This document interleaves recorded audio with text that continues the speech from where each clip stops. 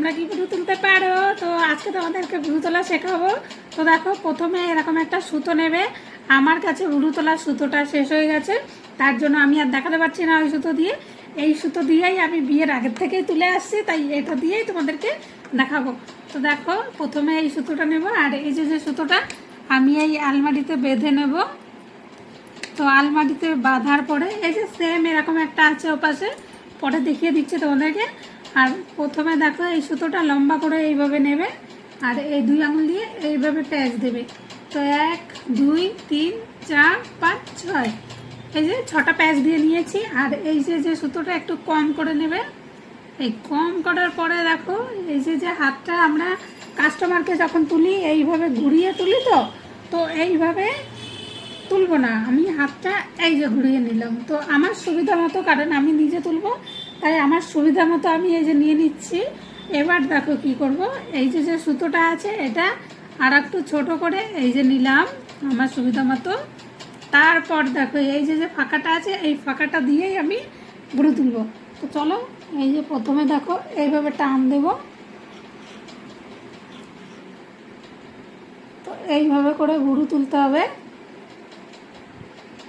আর এটা যেহেতু আমরা এইভাবে ধরি, কিন্তু একা একা তো ধরা যায় না, তার জন্য এইভাবে একটু এই ভুরুটা উঁচু করে নিতে হবে, আর এইভাবে সরিয়ে নিতে হবে। সরিয়ে নিয়ে তারপরে এইভাবে তুলতে হবে। আর যদি এই নিচে দিয়ে এই যে এখান থেকে তুলবে তখন সাবধানে তুলবে, কারণ কেটেও যেতে পারে। আমি এই যে 12-13 বছর ধরে তুলছি, তার জন্য আমার আর অসুবিধা হয় না, আমি একা একাই তুলে নিতে পারি। তো তোমরা যদি নতুন শিখতে চাও তাহলে এইভাবে তুলে নিও। এরকম ভিডিও আগে কাউকে দেখেছো কিনা জানি না, নাকি আমি ফার্স্ট টাইম করছি, কারণ আমি একা একা শিখেছি, তার জন্য ভাবলাম যে তোমাদের সঙ্গেও শেয়ার করা যাক।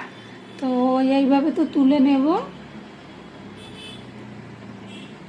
দেখো, খুবই ভালোভাবে এইভাবে তোলা যায়। তো নিচে পজিশন তোলা হয়ে গেলে উপরে এইভাবে সেম করে তুলে নেবে।